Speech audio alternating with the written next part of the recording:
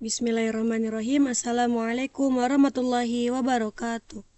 Innal hamdalillah nahmaduhu wa nasta'inuhu wa nastaghfiruh wa na'udzubillahi min syururi anfusina wa min sayyiati a'malina. May yahdihillahu fala mudhillalah wa may yudhlil fala hadiyalah. Amma ba'du.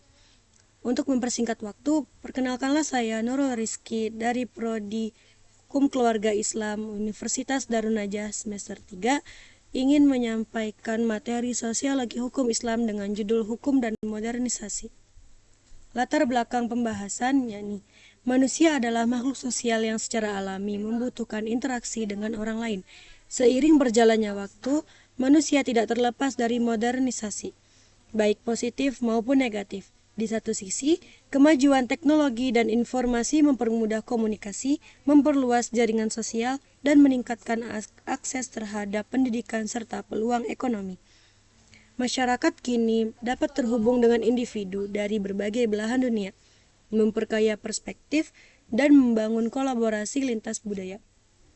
Namun, di sisi lain, modernisasi juga menimbulkan tantangan baru. Hubungan sosial yang semakin tergantikan oleh interaksi digital dapat mengurangi kedekatan emosional dan memperburuk rasa kesepian. Dengan demikian, meskipun modernisasi membawa kemudahan, penting juga untuk menjaga keseimbangan antara kemajuan dan pelestarian hubungan sosial yang otentik. Rumusan permasalahan pembahasan. Yang pertama, apakah pengertian modernisasi? Yang kedua, apa saja kelemahan modernisasi pada hukum? Yang ketiga, apa saja dampak modernisasi pada hukum? Definisi.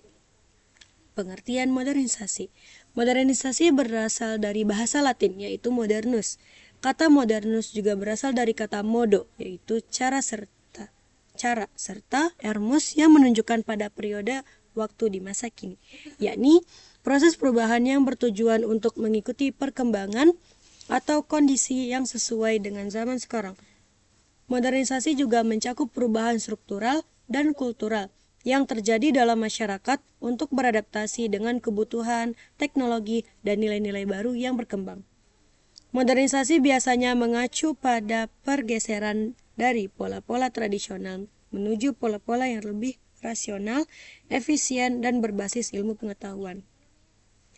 Syarat-syarat modernisasi.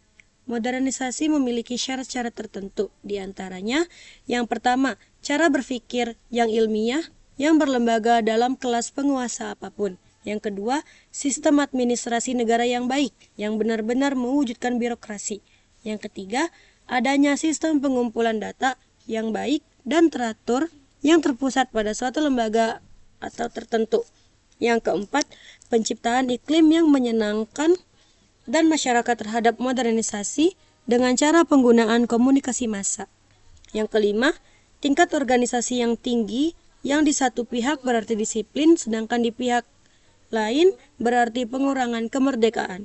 Yang keenam, sentralisasi wewenang dalam pelaksanaan. Kelemahan modernisasi pada hukum. Dalam buku Pembaharuan Hukum Islam di Indonesia oleh Ahmad Rafiq, terdapat beberapa kelemahan modernisasi dalam sosiologi hukum Islam yang diidentifikasi. Berikut adalah beberapa kelemahan tersebut. Yang pertama, resistensi dari kelompok tradisionalis. Adanya resistensi kuat dari kelompok tradisionalis terhadap upaya reformasi dan modernisasi hukum Islam. Kelompok-kelompok ini merasa bahwa modernisasi seringkali mengancam kemurnian hukum Islam tradisional dan khawatir bahwa perubahan tersebut akan mengurangi esensi ajaran agama. Yang kedua, ketidaksesuaian antara hukum Islam dan nilai-nilai modern. Yakni, terdapat tantangan besar dalam menyelaraskan hukum Islam dengan nilai-nilai modern seperti demokrasi, hak asasi manusia, dan kesetaraan gender. Ketidaksesuaian ini menyebabkan konflik dalam masyarakat, terutama ketika nilai-nilai modern dianggap bertentangan dengan prinsip-prinsip syariah yang telah ada. Kelemahan modernisasi pada hukum. Yang ketiga, kurangnya kesadaran masyarakat akan reformasi hukum. Minimnya pemahaman dan kesadaran masyarakat Muslim terhadap pentingnya reformasi hukum.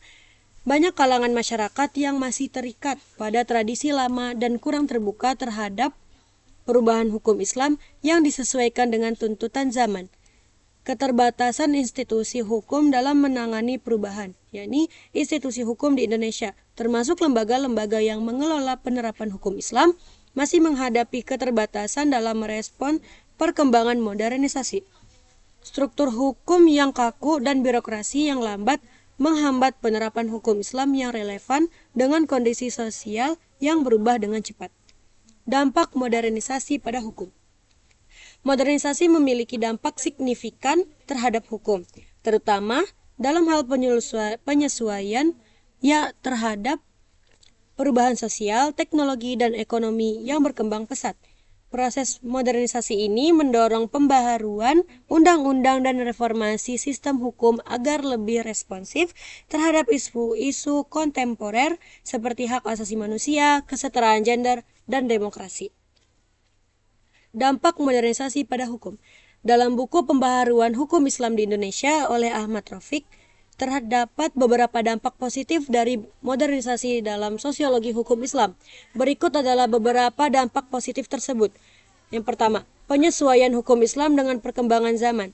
Modernisasi telah mendorong hukum Islam untuk lebih relevan dengan perkembangan sosial, politik, dan ekonomi masyarakat.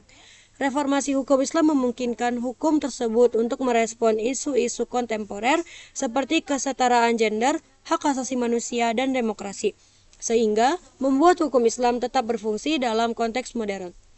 Yang kedua, ada reformasi hukum keluarga Islam. Salah satu dampak positif utama modernisasi adalah reformasi dalam hukum keluarga Islam.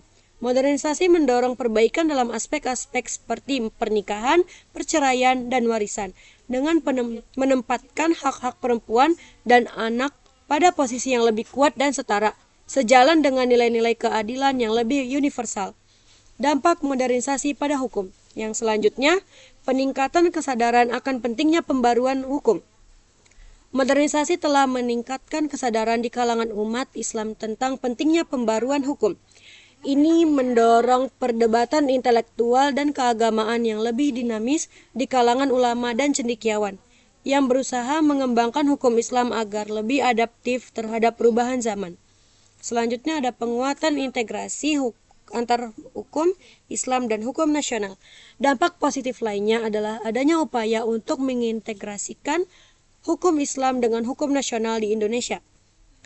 Modernisasi membuka jalan bagi pembaharuan hukum Islam sehingga dapat berfungsi dengan lebih harmonis dalam sistem hukum negara modern, memungkinkan hukum Islam untuk diakui dan diterapkan secara lebih efektif di Indonesia.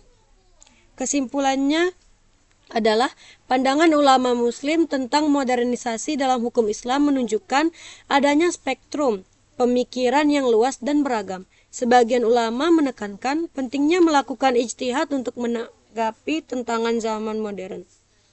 Mereka percaya bahwa hukum Islam harus bersifat adaptif dan responsif terhadap isu-isu kontemporer seperti hak asasi manusia, pluralisme, dan kesetaraan gender. Pendekatan ini mencerminkan pemahaman bahwa nilai-nilai Islam dapat berfungsi secara harmonis dalam konteks masyarakat yang terus berkembang, tanpa mengorbankan prinsip-prinsip fundamental syariah. Dalam kesimpulannya, modernisasi dalam hukum Islam merupakan proses yang kompleks yang memerlukan keseimbangan antara mempertahankan tradisi dan beradaptasi dengan perubahan sosial yang cepat. Terima kasih, cukup sekian yang dapat saya sampaikan, kurang dan lebihnya mohon dimaafkan. Wabillahi taufiq wal hidayah. Wassalamualaikum warahmatullahi wabarakatuh.